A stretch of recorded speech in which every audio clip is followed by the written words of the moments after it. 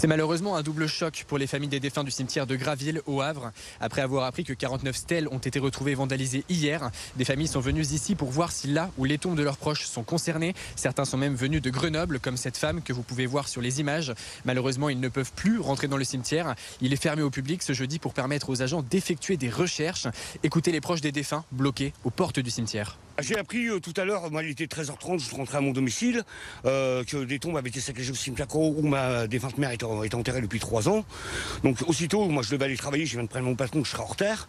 Il me dit tu vas où? Je dis au cimetière, il me dit à ce là. J'ai dit écoute, la tombe de ma mère aura été saccagée. Alors j'ai dit c'est pas la première fois que ça arrive. J'ai dit, je l'avais déjà signalé, mais j'ai dit apparemment le problème ici c'est qu'il n'y a pas de caméra. Donc, justement, la tombe de votre maman avait déjà été saccagée. Oui, on avait déplacé déjà la croix qui avait été placée, comment je pourrais vous expliquer ça?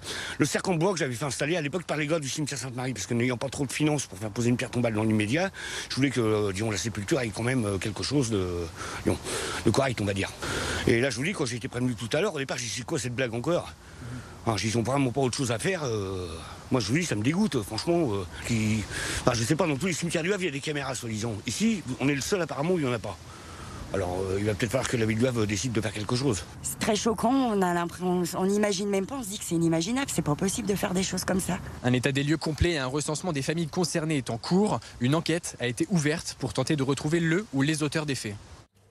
Et dans un communiqué, Édouard Philippe condamne avec la plus grande fermeté les dégradations constatées ces derniers jours. Le maire du Havre promet que toute la lumière sera faite sur ces faits de délinquance et précise qu'un dispositif de sécurité et une surveillance renforcée sont mis en place.